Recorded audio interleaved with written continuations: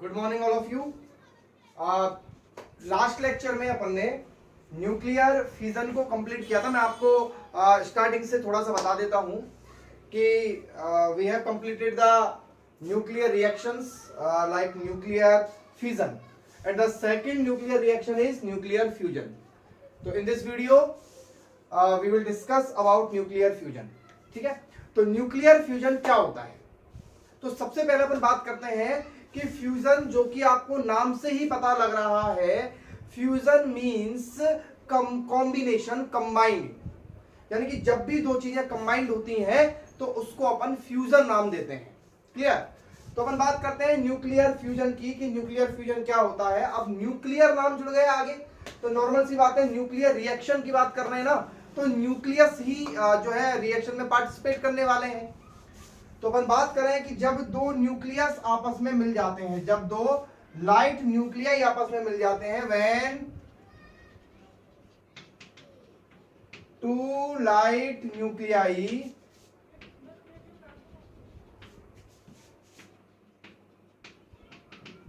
Combine and form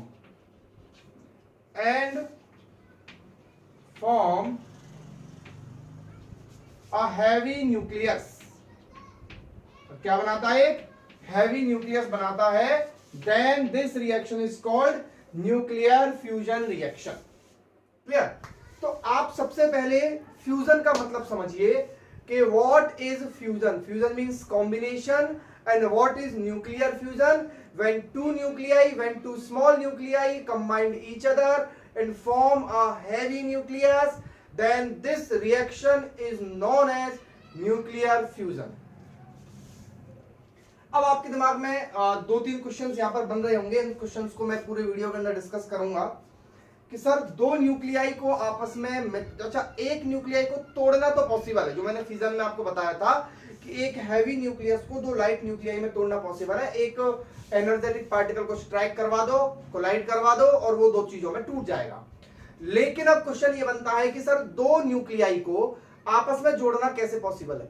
जब दो nuclei को जब अपन आपस में जोड़ेंगे तो सिंपल सी बात है, एक रिपल्शन फोर्स लगेगा, क्योंकि न्यूक्लियस पे कौन सा चार्ज होता है बच्चों? न्यूक्लियस पे चार्ज होता है positive. Nucleus positive charge contain करता है, तो दो न्यूक्लियस को आपस में जोड़ना मतलब एक रिपल्शन होगा, इलेक्ट्रोस्टैटिक फोर्स लगेगा और दोनों न्यूक्लियस आपस में एक दूसरे से दूर दूर हो जाएंगे। तो क्वेश्चन नंबर 1 यहां पर यह बनता है कि दो न्यूक्लियस आपस में किस तरीके से कंबाइंड हो जाते हैं। अभी तक मैंने आपको यह बताया कि न्यूक्लियर फ्यूजन क्या होता है। अब अपन बात करेंगे कि न्यूक्लियर फ्यूजन कैसे हो। चलिए न्यूक्लियर फ्यूजन को समझने के लिए अब अपन थोड़ा सा स्पेस से भी ऊपर चलते हैं, स्टार्स और सन के पास। क्लियर? तो सन के बारे में आपने सबने सुना है, सन जो है वो अर्थ से काफी डिस्टेंस पर है। क्लियर? अगर मैं सन को बात करूं कि सन जो है वो अर्थ से कितना दूर है, तो अपन बात करें कि इसकी जो डिस्टेंस होती है वो लाइट ईयर्स में ली दी जाती है। लाइट ईयर जहां मीटर में मेजर करना पॉसिबल नहीं होता, वहां लाइट ईयर के बारे में बताया जाता है। लाइट ईयर समझ में आना चाहिए आपको। लाइट ईयर जो है उसकी 1 लाइट ईयर बराबर होता है अप्रोक्स 9.461 इंटू 10⁻15 मीटर के अप्रोक्स। तो सन जो है वो हमारे अर्थ से काफी लाइट ईयर डिस्टेंस पर है। अगर मैं सन का 1 मीटर स्क्वायर एरिया कंसीडर करता हूं, समझना ध्यान से। देखिए अगर 12th क्लास तक की बात करें तो सफिशिएंट न्यूक्लियर फ्यूजन के डेफिनेशंस आती हैं, उसकी रिएक्शंस आती हैं केवल। लेकिन मैं आपको यह समझाना चाह रहा हूं कि न्यूक्लियर फ्यूजन अप्रोक्स में एक्चुअल में होता क्या है, तो वो समझिए आप। सन जो है उसका मैं 1 मीटर स्क्वायर का एरिया अगर कंसीडर करूं और मैं बात करूं 1 सेकंड की, मैं 1 मीटर स्क्वायर का एरिया कंसीडर कर रहा हूं और 1 सेकंड की बात कर रहा हूं, तो 1 मीटर स्क्वायर एरिया से 1 सेकंड में अप्रोक्स जो रेडिएट होने वाली एनर्जी है,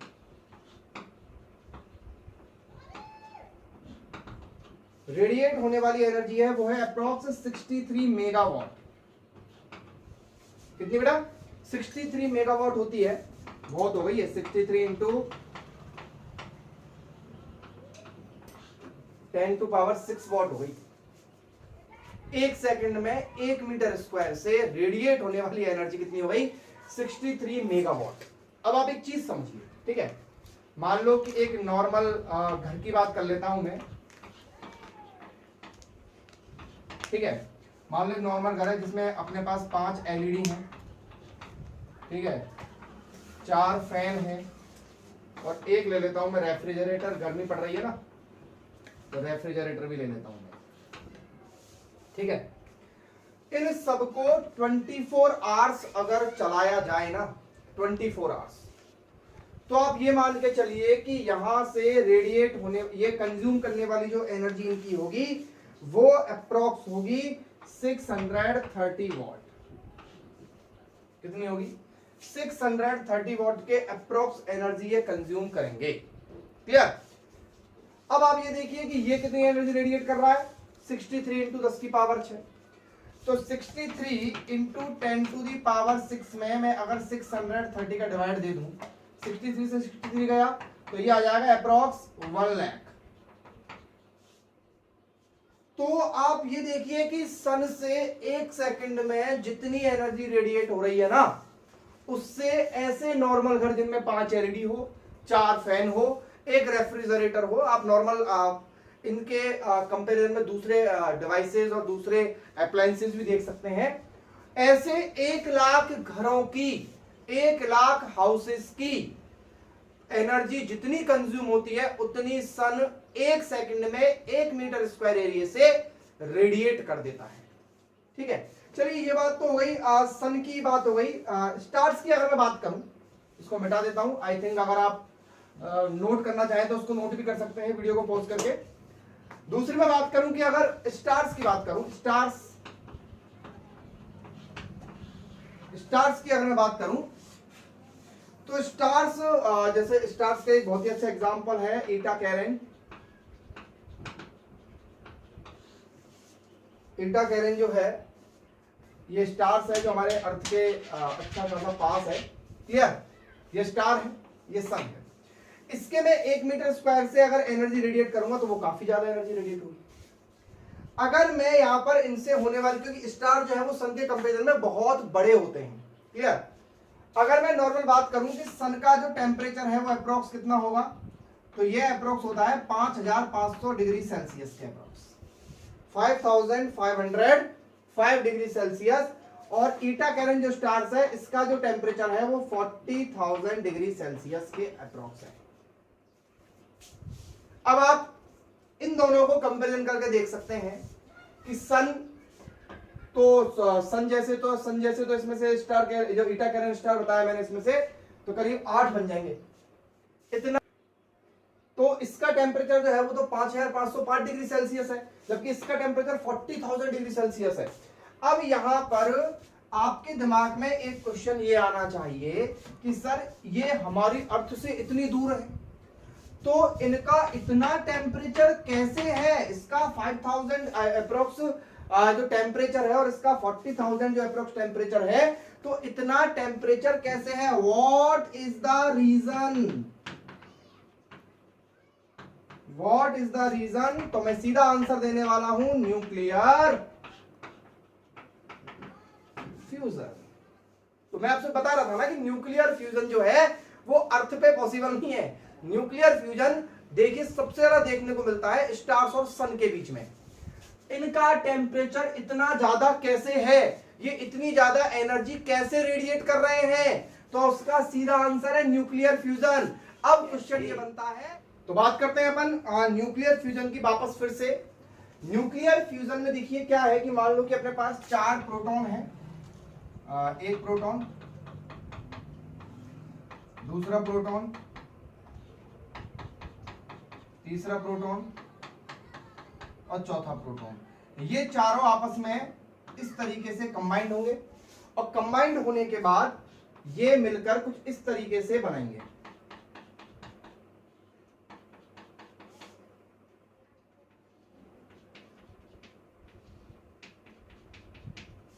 ये मैंने 2 अलग कलर से बनाए हैं। एक्चुअल में ये चीज बन चुकी है न्यूट्रॉन।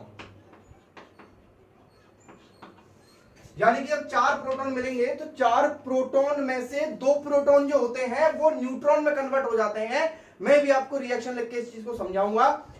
तभी तो बनेगा हीलियम का न्यूक्लियस। देखिए ये हाइड्रोजन है 1H1, ये 1H1, ये 1H1, ये 1H1, यानी कि 4 प्रोटॉन मिलते हैं। तो 4 प्रोटॉन इस तरीके से मिलेंगे जिसमें से 2 प्रोटॉन और 2 न्यूट्रॉन में कन्वर्ट हो जाएंगे। यानी कि हुआ क्या है, 2 प्रोटॉन जो है वो कन्वर्ट हो चुके हैं 2 न्यूट्रॉन के अंदर। क्लियर। अब देखिए क्या होता है, मैं आपको समझाऊं कि भाई यहां पर कुछ एनर्जी भी रेडिएट होगी। अब एनर्जी तो रेडिएट, अगर सोच के देखो आप कि 4 प्रोटॉन है, चारों प्रोटॉन मिल गए तो फिर एनर्जी कैसे निकलेगी। और हम बात कर रहे हैं कि सन और स्टार में से जो एनर्जी निकल रही है उसका कारण मैं बता रहा हूं कि भाई फ्यूजन है। ठीक है, तो फ्यूजन, इसका मतलब फ्यूजन हो रहा है तो एनर्जी निकलती है। तो मैं आपको यह समझाने की कोशिश कर रहा हूं कि जब फ्यूजन होता है तो एनर्जी कैसे निकलती है। तो देखिए ये 4 प्रोटॉन है ना अपने पास, तो 4 प्रोटॉन को जब कंबाइन करेंगे, अगर चारों प्रोटॉन आपस में कंबाइंड हो गए और कुछ मतलब चेंज नहीं हुआ तो किस बात की एनर्जी निकलेगी फिर। तो अपन बात करेंगे 4 प्रोटॉन में से 2 तो प्रोटॉन रहते हैं और 2 क्या बन जाते हैं, न्यूट्रॉन बन जाते हैं। तो सिंपल सी बात है, क्या होता है कि इनका जो मास होता है 4 प्रोटॉन का, mass of 1 mass of proton जो है वो ज्यादा होता है मास ऑफ हीलियम के न्यूक्लियस से। ये हीलियम का न्यूक्लियस बन चुका है अब इस टाइम पे। तो चारों प्रोटॉन का मास जो है 4 into mass of proton is greater then mass of helium. Clear. तो यानी कि कहने का मतलब ये हुआ कि अगर मैं बात करूं कि इसका मास अगर 10 केजी है, मान लो, मैं ऐसा केजी वेजी में होता नहीं है लेकिन मैं समझा रहा हूं, इसका मास 10 केजी है तो इसका मास 8 केजी होगा। तो बाकी का 2 केजी कहां गया, वो 2 केजी मास जो है वो एनर्जी की फॉर्म में बाहर निकल गया, E is equal to mc²। Clear. और वही एनर्जी जो है वो सन और स्टार्स में से निकल रही है।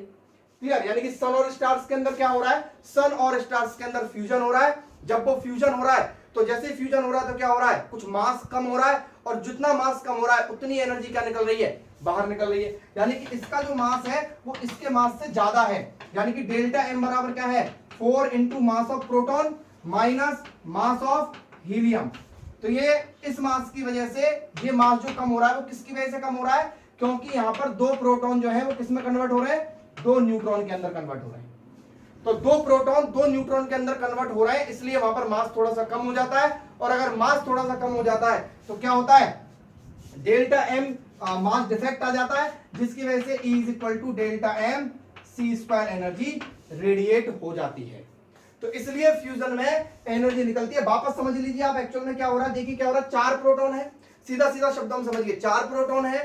4 प्रोटॉन जब आपस में कंबाइंड होंगे तो उसमें से जो 2 प्रोटॉन है वो 2 न्यूट्रॉन में कन्वर्ट हो जाते हैं। 2 प्रोटॉन जो 2 न्यूट्रॉन में कन्वर्ट होते हैं, इसलिए इन 4 अलग अलग प्रोटॉन का जो मास होता है वो हीलियम के मास से ज्यादा होता है। तो जितना ज्यादा होता है उतना ही एनर्जी क्या होती है, उसमें से रेडिएट हो जाती है। और इसलिए अपन बात करेंगे कि फ्यूजन में एनर्जी रेडिएट होती है। अब यहां पर आपके दिमाग में 2 क्वेश्चंस जो है आ जाने चाहिए, अगर नहीं आ रहे हैं तो वो 2 क्वेश्चन क्या है। पहला क्वेश्चन है कि स्टार और सन में ये फ्यूजन जो होता है वो कैसे होता है। क्लियर। देखो आपके सामने 3-4 क्वेश्चन के आंसर तो आ चुके हैं। पहला कि न्यूक्लियर फ्यूजन क्या होता है, न्यूक्लियर फ्यूजन के अंदर एनर्जी क्यों निकलती है, समझ गए क्यों निकलती है, 2 प्रोटॉन 2 न्यूट्रॉन में कन्वर्ट हो जाते हैं, मास में डिफेक्ट आ जाता है, जितना मास में डिफेक्ट आता है उतनी एनर्जी वो रेडिएट हो जाती है। आपने बाइंडिंग एनर्जी अच्छे खासे तरीके से पढ़ाया हुआ है मैंने आपको। और दूसरा क्वेश्चन ये आता है यहां पर, सबसे इंपॉर्टेंट क्वेश्चन जो है कि सर प्रोटॉन, ये मान लिया कि सर ये चारों चीजें कंबाइंड हो जाती हैं, लेकिन सर प्रोटॉन आपस में रिपेल करेंगे तो उनका फ्यूजन। अपन बात करते हैं कि एक थ्योरी है बिग बैंग थ्योरी। अगर आप लोगों ने नाम सुना हो, नहीं सुना हो तो आप इसको थ्योरी को सर्च कर सकते हैं गूगल पे, बिग बैंग थ्योरी। मैं आपको ये पूरी थ्योरी नहीं पढ़ाऊंगा, मैं तो आपको बिग बैंग थ्योरी का बस एक छोटा सा पार्ट समझा रहा हूं जो अपने न्यूक्लियर फ्यूजन के लिए जरूरी है। न्यूक्लियर फ्यूजन में जो जरूरी पार्ट है मैं केवल उसे ही समझाऊंगा। बिग बैंग थ्योरी के अकॉर्डिंग जो यूनिवर्स है उसमें सबसे ज्यादा प्रेजेंट है हाइड्रोजन। और हाइड्रोजन किसकी फॉर्म में प्रेजेंट है, समझते जाना, बहुत इंपॉर्टेंट है, क्लस्टर्स की फॉर्म में। क्लस्टर्स मतलब गुच्छे। हाइड्रोजन किसकी फॉर्म में प्रेजेंट है बच्चों, क्लस्टर की फॉर्म में प्रेजेंट है, गुच्छों की फॉर्म में प्रेजेंट है। कुछ इस तरीके से, जैसे मैं बना देता हूं लाइक दिस, ये इस तरीके से बहुत सारे हाइड्रोजन है।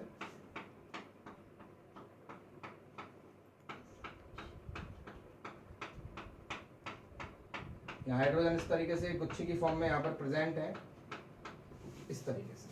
क्लियर। और जो हाइड्रोजन क्लस्टर्स की फॉर्म में प्रेजेंट है, तो मैं आपको एक चीज बता दूं कि इनको बोलते हैं नेब्यूला। क्या बोलते हैं बच्चों? नेब्यूला। मतलब हाइड्रोजन का जो क्लस्टर होता है उसको नेब्यूला बोलते हैं। और एक नेब्यूला जो सर्च किया गया है उसका नाम है हेलिक्स नेब्यूला। ये अर्थ के सबसे नियरेस्ट है। जनरल नॉलेज का क्वेश्चन भी बनता है यहां पर ये कि अर्थ के सबसे नियरेस्ट स्टार का नाम क्या है? Helix nebula. क्लियर? और ये कितना नियरेस्ट है? तो आपको हंसी आ जाएगी कि भाई ये 655 लाइट ईयर्स दूर है बस। कितना? 655 655 लाइट ईयर्स दूर है बस। ठीक है? और लाइट ईयर का मतलब आप जानते ही हैं 9.461 into 10 to the power 15 metre का मल्टीप्लाई 655 से कर देना। इतना सा, बस 1-2 घंटे लगेंगे, आप भी पहुंच सकते हो। ठीक है? तो सबसे नियरेस्ट है। अब देखिए इसमें क्या हो रहा है, मैं आपको एक चीज और समझाऊं कि जैसे मान लो कोई भी एक चीज है, ये अर्थ है। ठीक है? अर्थ पे कोई भी चीज जो होती है वो अर्थ के सेंटर ऑफ मास की तरफ जाने के लिए तैयार रहती है। मान लो कि कोई चीज ऊपर से गिर रही है अर्थ के ऊपर। ठीक है? तो क्या होगा, धीरे धीरे इसकी पोटेंशियल एनर्जी कम होने लगेगी, ये ग्रेविटेशन में पड़ रखा है, और काइनेटिक एनर्जी बढ़ने लगेगी। या ध्यान रखें दिमाग में, तब जाके आपको न्यूक्लियर फ्यूजन जो है वो बहुत अच्छे लेवल पे आपको न्यूक्लियर फ्यूजन समझा रहा हूं मैं आज। बाकी का बुकों में इतना सब कुछ नहीं दिया हुआ होता है। ठीक है? तो पोटेंशियल एनर्जी कम हो रही है और काइनेटिक एनर्जी क्या हो रही है बच्चों? बढ़ रही है धीरे धीरे। ठीक है? तो काइनेटिक एनर्जी बढ़ रही है, तो अब देखना हेलिक्स नेबुला के अंदर क्या होगा कि इसके जो मतलब कि ये पार्टिकल जो क्या कर रहा है, ये पार्टिकल सेंटर ऑफ मास की तरफ जाने की कोशिश कर रहा है। इसलिए जितने भी हाइड्रोजन के मॉलिक्यूल्स आपको दिखाई दे रहे हैं यहाँ पर चारों ओर, ये भी इसके सेंटर ऑफ मास की तरफ जाने की कोशिश करेंगे। इस तरीके से सेंटर ऑफ मास की तरफ जाने की कोशिश करेंगे। क्लियर? तो सेंटर ऑफ मास की तरफ ये जाने की जब कोशिश करेंगे तो क्या होगा, इनकी पोटेंशियल एनर्जी कम होने लगेगी और इनकी काइनेटिक एनर्जी क्या होगी? बढ़ने लगेगी। तो सर क्या होगा उससे कि बेटा जब काइनेटिक एनर्जी बढ़ने लगेगी ना, तो सिंपल सी बात है, हाइड्रोजन गैस का मॉलिक्यूल है और गैस के मॉलिक्यूल के लिए जो काइनेटिक एनर्जी निकाली जाती है वो निकाली जाती है 3/2 kT से। के क्या है? बोल्ट्जमैन कांस्टेंट 1.38 वाला कांस्टेंट जो आप याद करेंगे। तो ये जब आता है तो पोटेंशियल एनर्जी कम होती है, काइनेटिक एनर्जी बढ़ती है, तो उससे क्या होता है? उससे टेम्परेचर बढ़ता है। क्या बढ़ता है उससे? उससे बढ़ता है टेम्परेचर। तो सर क्या होगा टेम्परेचर के बढ़ने से? तो देखो क्या होगा टेम्परेचर के बढ़ने से कि जब पोटेंशियल एनर्जी कम होगी और काइनेटिक एनर्जी बढ़ेगी तो टेम्परेचर बढ़ेगा। अब सिंपल सी बात है, आपके दिमाग में क्वेश्चन आ रहा होगा सर प्रोटॉन है, तो प्रोटॉन कहां से आया सर? तो क्या होगा, जैसे ही टेम्परेचर बढ़ेगा तो जो हाइड्रोजन का मॉलिक्यूल है जिसमें एक प्रोटॉन है और एक इलेक्ट्रॉन है, ये ब्रेक हो जाएगा। पूरा सिस्टम समझते हैं ना, स्टेप वाइज प्रोसेस है कि जब पोटेंशियल एनर्जी कम होगी, काइनेटिक एनर्जी बढ़ेगी, तो टेम्परेचर बढ़ेगा। टेम्परेचर बढ़ेगा तो जो हाइड्रोजन का मॉलिक्यूल है वो ब्रेक होगा। ब्रेक होगा किस किस में? एक प्रोटॉन में और एक इलेक्ट्रॉन में। और जब वो एक प्रोटॉन और इलेक्ट्रॉन में ब्रेक होगा तो ये जो प्रोटॉन है, दो प्रोटॉन आपस में जब पास आने लगेंगे तो इनमें क्या होगा? रिपल्शन होगा। क्या होगा? रिपल्शन होगा। तो इनको पास लाने के लिए जब ये पास आएंगे तो इनको पास लाने के लिए एक टेम्परेचर की आवश्यकता होगी, एक टेम्परेचर की रिक्वायरमेंट होगी। और जैसे ही वो टेम्परेचर इनको यहां पर मिल जाएगा, जैसे ही वो टेम्परेचर इनको मिल जाएगा तो ये दोनों प्रोटॉन आपस में कनेक्ट हो जाएंगे। समझ गए? तो क्या हो रहा है कि जब वो सेंटर ऑफ मास की तरफ जा रहे हैं तो काइनेटिक एनर्जी बढ़ रही है। अब आप समझना जैसे कि जैसे चौक है। क्लियर? अब ये चौक हाइड्रोजन है, तो जैसे ये इस तरीके से जा रहा है, मतलब कि मान लो कि ये दो हैं, जैसे एक चौक में और ले लेता हूं ये, तो दो हाइड्रोजन के मॉलिक्यूल है आपस में से, ऐसे एक इधर से आ रहा है, एक इधर से आ रहा है। ठीक है? ऐसे जा रहे हैं जा रहे हैं जा रहे हैं, ऐसे जा रहे हैं, यूं जा रहे हैं यूं जा रहे हैं यूं जा रहे हैं। तो क्या होगा, जैसे एकदम टूटेगा, तो ये टूटा, टूट के फिर ये छोटे छोटे एक प्रोटॉन हो गया, ये प्रोटॉन है। तो क्लियर? तो क्या होगा, इन प्रोटॉन के पास तो उतनी काइनेटिक एनर्जी है ना अभी जितनी से वो हाइड्रोजन आ रहे थे, तो उस काइनेटिक एनर्जी से आपस में आके बढ़ेंगे। अब उस काइनेटिक एनर्जी यानी कि उतने टेम्परेचर चाहिए इनको। जैसे मान लो कि इनको टेम्परेचर चाहिए 30 डिग्री सेल्सियस, मान लो कितना चाहिए, 30 डिग्री सेल्सियस चाहिए। अब हाइड्रोजन जितनी एनर्जी से आ रहे थे, मान लो उतनी एनर्जी जो है वो 30 डिग्री सेल्सियस है, प्रोड्यूस नहीं कर पा रही है, तो ये आएंगे और आके एकदम वापस चले जाएंगे। लेकिन जो हाइड्रोजन अगर मान लो 30 से ज्यादा से आ रहे थे, तो ये जैसे वो टूटेंगे, टूटते उनमें से प्रोटॉन निकलेंगे और प्रोटॉन आपस में फ्यूज हो जाएंगे। क्यों? क्योंकि जितने टेम्परेचर की रिक्वायरमेंट थी उतना टेम्परेचर उन हाइड्रोजन के हाइड्रोजन से निकलने वाले प्रोटॉन को मिल चुका है। अब पूरा फॉर्मेशन एक स्टेप में समझिए क्या हो रहा है कि दो हाइड्रोजन के मॉलिक्यूल है, एक इधर से आ रहा है, एक इधर से आ रहा है, या फिर एक इधर से आ रहा है, एक इधर से आ रहा है, किधर से भी आ रहा है, तो वो सेंटर ऑफ मास की तरफ आ रहे हैं। सेंटर ऑफ मास की तरफ आते ही वो ब्रेक हो रहे हैं, टेम्परेचर बढ़ा जिससे क्या हुए, वो ब्रेक हुए। ब्रेक होते उसमें से क्या निकला, प्रोटॉन निकला। अब वो प्रोटॉन आपस में तभी भिड़ेंगे जब उनके पास सफिशिएंट काइनेटिक एनर्जी होगी। सफिशिएंट काइनेटिक एनर्जी अगर नहीं होगी तो वो आपस में कंबाइंड नहीं हो पाएंगे और फ्यूजन रुक जाएगा। क्लियर? तो मैं आपको बताऊं, अब इसमें एक बहुत इंटरेस्टिंग चीज आपके सामने आने वाली है, देखना वो क्या है। देखिए, अगर आपको केवल 12th लेवल तक का पढ़ना है तो नॉर्मल सी बात है, न्यूक्लियर फ्यूजन की डेफिनेशन याद कर लें और मैं भी आपको कुछ रिएक्शंस लिखवाऊंगा उनको याद कर लें, सफिशिएंट है। लेकिन अगर आपको रियली कंपटीशन एग्जाम्स के लिए पढ़ना है तो आपको ये वीडियो 2 से 3 बार आपको रिपीट करके देखना पड़ेगा, तब जाके आपको ये चीज क्लियरली समझ में आएगी। क्लियर? तो अब देखिए, मान लो कि दो प्रोटॉन है और वो दो प्रोटॉन आपस में आए, पास में आए, तो उनके सिंपल सी बात है क्या लगेगा, रिपल्शन होगा। तो इन दोनों को मिलने के लिए जो पर्टिकुलर काइनेटिक एनर्जी की रिक्वायरमेंट है वो काइनेटिक एनर्जी चाहिए बच्चों 400 किलो इलेक्ट्रॉन वोल्ट। इसको 400 इलेक्ट्रॉन वोल्ट कितनी चाहिए, 400 इलेक्ट्रॉन वोल्ट को दिमाग में घुसा के लॉक कर दो। क्लियर? बहुत इंपॉर्टेंट है क्योंकि ये एग्जाम में पूछा जा चुका है 2 से 3 बार। अब ये 400 किलो इलेक्ट्रॉन वोल्ट है। मैं एक काम करता हूं, काइनेटिक एनर्जी का फॉर्मूला होता है 3/2 kT। मैं रख देता हूं 400 इंटू 1.6 इंटू 10⁻⁻19 और किलो भी है तो 10⁻³ बराबर 3/2 kT। तो मैं यहां से k की वैल्यू आपको पता ही है तो T निकाल सकता हूं, टेम्परेचर। भाई काइनेटिक एनर्जी बराबर क्या होता है, 3/2 kT। काइनेटिक एनर्जी आपके पास सही है 3/2 और k क्या निकाल सकते हैं आप, T निकाल सकते हैं। तो जब यहां से T निकाला जाएगा तो वो T अप्रोक्स आता है 3 इंटू 10⁹ केल्विन। 3 के पीछे 9 जीरो। इतना केल्विन टेम्परेचर दो प्रोटॉन को मिलाने के लिए चाहिए। ठीक है? और अगर मैं बात करूं यानी कि फ्यूजन के लिए बहुत हाई काइनेटिक एनर्जी की आपको आवश्यकता पड़ती है और वो अप्रोक्स कितनी होती है, 400 किलो इलेक्ट्रॉन वोल्ट होती है। क्लियर? अब जो सन होता है, ये तो बात करें अपन की इतनी चाहिए, इतनी रिक्वायर्ड है। अब जो सन है ना, सन का एक फ्यूजन जो है, मतलब सन जो है केवल और केवल कितनी एनर्जी रेडिएट कर सकता है, 2 किलो इलेक्ट्रॉन वोल्ट। क्लियर? मतलब कि कितनी काइनेटिक एनर्जी प्रोड्यूस कर सकता है जब उसके हाइड्रोजन के मॉलिक्यूल्स आते हैं सन के। अब मैं बात कर रहा हूं सन के अंदर की, जब 2 हाइड्रोजन के मॉलिक्यूल्स आएंगे तो कितनी energy, only 2 kilo electron volt energy. तो क्या सन के अंदर फ्यूजन होगा? नहीं। अभी तक हमारे दिमाग में क्या है, सन के अंदर फ्यूजन नहीं होगा, लेकिन सन के अंदर तो फ्यूजन होता है।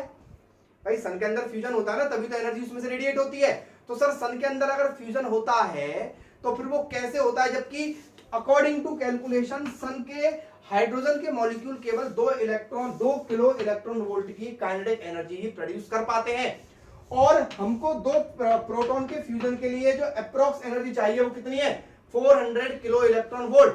अब ये तो बहुत कम है, 400 और कहां 2 किलो इलेक्ट्रॉन वोल्ट। तो सर सन के अंदर जो है, सर के अंदर फ्यूजन नहीं, सन के अंदर जो फ्यूजन है वो कैसे होता होगा सर। तो देखिए, इसको समझाने के लिए मैं बुलाना चाहूंगा मैक्सवेल को। मैक्सवेल ने इसको कैसे एक्सप्लेन किया, देखिए मैक्सवेल ने बताया कि मान लो कोई एक इसके अंदर बहुत सारे गैस के मॉलिक्यूल्स हैं जो रैंडमली इस तरीके से मोशन कर रहे हैं, तो इनकी जो काइनेटिक एनर्जी होती है वो एवरेज होती है। यानी कि आप समझे, यानी कि सन के अंदर जो मैं आपको बता रहा था 2 किलो इलेक्ट्रॉन वोल्ट एनर्जी, वो सन की एवरेज है। कितनी है, एवरेज काइनेटिक एनर्जी है। और एवरेज काइनेटिक एनर्जी का मतलब ये नहीं होता है कि सारे मॉलिक्यूल की एनर्जी 2 किलो इलेक्ट्रॉन वोल्ट है। अगर किसी चीज का आंसर 4 है, एवरेज कितना है, 4 है, तो इसका मतलब ये नहीं है कि उसकी सारी वैल्यूज 4 ही होंगी। उसकी कोई वैल्यूज 20 भी हो सकती है, कोई वैल्यूज 18 भी हो सकती है, 10 भी हो सकती है, तो कोई वैल्यूज की 0.1 भी हो सकती है। यानी कि कहने का मतलब है कि सन के अंदर जो फ्यूजन हो रहा है वो कुछ इस तरीके से हो रहा है। ये मैं ग्राफ बना देता हूं स्पीड का, ये बना देता हूं नंबर ऑफ मॉलिक्यूल का। इतनी स्पीड पर इतने मॉलिक्यूल हैं, इतनी स्पीड पर इतने मॉलिक्यूल हैं, इतनी स्पीड पर इतने मॉलिक्यूल हैं, इतनी स्पीड पर इतने मॉलिक्यूल हैं, और सबसे हाईएस्ट स्पीड पर बहुत कम मॉलिक्यूल हैं। ये सन के लिए बनाया था मैक्सवेल ने ग्राफ। किसने बनाया था? ये मैक्सवेल का ग्राफ है, मैक्सवेल डिस्ट्रीब्यूशन ग्राफ बोलते हैं इसको।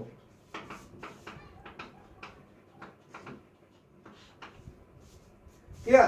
तो सन के अंदर ये जो मॉलिक्यूल हैं, ये वाले जो मॉलिक्यूल आपको दिखाई दे रहे हैं जिनकी स्पीड बहुत ज्यादा हाई है, वो बहुत कम तो है, लेकिन उनकी स्पीड बहुत ज्यादा हाई है, और वो नियरेस्ट कितनी है? वो नियरेस्ट है 400 किलो इलेक्ट्रॉन वोल्ट। तो अब आप क्या समझे? अब आप यहां से ये समझे कि सर सन के अंदर अगर 1,00,000 फ्यूजन होता है तो उस 1,00,000 फ्यूजन में से 1000-2000 फ्यूजन जो है वो ही सक्सेस हो पाता है, बाकी के प्रोटॉन रिपल होकर चले जाते हैं। समझे बात आपको? मतलब कि यहां पर ये जो बहुत कम मॉलिक्यूल्स हैं, वो मॉलिक्यूल्स ही रेस्पॉन्सिबल है न्यूक्लियर फ्यूजन के लिए। चलिए एक एग्जांपल अपन लास्ट में ले लेते हैं न्यूक्लियर फ्यूजन का। देखिए ये हाइड्रोजन के न्यूक्लियस हैं, 1s2 ड्यूट्रॉन मैंने ले लिया है। जब दो ड्यूट्रॉन आपस में कंबाइंड हुए तो उन्होंने सबसे पहले बनाया 1h3 + 1h1। Clear? 1h3 + 1h1 इन्होंने यहां पर बनाया, तो ये ट्राइटन बना दिया और ये ड्यूट्रॉन थे। तो यहां पर जो एनर्जी निकली वो कितनी निकली? 4.0 मेगा इलेक्ट्रॉन वोल्ट। फिर अपन ने इस 1s3 को लिया और इस 1s3 में वापस अपन ने एक ड्यूट्रॉन को कंबाइंड करवाया, और ड्यूट्रॉन को कंबाइंड करने पर 1 और 1 2 2he4 और ये एक न्यूट्रॉन यहां पर रिलीज हो गया। ये रिएक्शन तो आपको याद करनी पड़ेगी, ठीक है ना? और यहां पर 17.6 मेगा इलेक्ट्रॉन वोल्ट एनर्जी यहां से रेडिएट हुई। अब अपन नेट रिजल्ट को देखें तो नेट रिजल्ट में अपन ने क्या किया? अपन ने तो 1 2 3 ये तो बना था, तो अपन ने 3 न्यूट्रॉन्स को आपस में मिलाया है। मिलाने पर एक हीलियम का न्यूक्लियस बन गया है, एक न्यूट्रॉन बन गया है, न्यूट्रॉन तो रिलीज हो जाएगा, बाकी का एक प्रोटॉन भी बन गया है, और टोटल एनर्जी कितनी हो गई इन दोनों को जोड़ने पर? 21.6 mega electron volt energy release हो गई। तो ये अपन ने एक एग्जांपल लिया है कि इस तरह का फ्यूजन जो है वो हो सकता है। और आप देखिए कितनी एनर्जी बनी? 21.6 मेगा इलेक्ट्रॉन वोल्ट। केवल किससे? केवल 3 प्रोटॉन से। केवल कितने प्रोटॉन से? 3 प्रोटॉन से। आप सोचिए यूरेनियम के न्यूक्लियस की अपन बात करें तो जब उसका फिजन अपन करवा रहे थे तो उसमें 92 प्रोटॉन थे, उसमें न्यूट्रॉन भी बहुत सारे थे, तब जाके वो उसका एक एटम कितना दे पा रहा था? केवल 200 मेगा इलेक्ट्रॉन वोल्ट एनर्जी दे पा रहा था। तो मैं सीधी सी बात करूं कि फ्यूजन के अंदर जो निकलने वाली एनर्जी है वो फिजन से निकलने वाली एनर्जी का 6 टाइम्स होती है, लेकिन इसको अर्थ पे करवाना पॉसिबल नहीं है। क्योंकि नॉर्मल सी बात है, क्यों पॉसिबल नहीं है? अब सोच के देखिए, फ्यूजन कैसे करवा सकते हैं अपन? फ्यूजन क्या आप 400 kilo electron volt energy produce कर लोगे? क्या आप 3 × 10⁹ केल्विन टेम्परेचर यहां पर ऑब्टेन करके उसको केवल और केवल 2 प्रोटॉन को जोड़ने में लगा दोगे, जिससे केवल और केवल इतनी एनर्जी निकल रही है? 21.6 मेगा इलेक्ट्रॉन वोल्ट एनर्जी, माने 21.6 मेगा इलेक्ट्रॉन वोल्ट एनर्जी को प्रोड्यूस करने के लिए मैं 400 kilo electron volt energy produce करूंगा, जो पॉसिबल ही नहीं है, प्रैक्टिकली नॉट पॉसिबल। ठीक है? तो ये था फ्यूजन के बारे में। आई थिंक आपको बहुत अच्छे से समझ में आ गया होगा। मैंने आपको बहुत डिटेल में पढ़ाया था फ्यूजन आज। इसके बाद आई थिंक इसका एक लेक्चर और रिमेनिंग है, उस लेक्चर को करने के बाद ये चैप्टर अपना कंप्लीट हो जाएगा। आई थिंक आपको पूरा चैप्टर ढंग से समझ में आ गया होगा। इसको और अच्छे से पढ़ें, सारे लेक्चर्स दोबारा देखें। Thank you.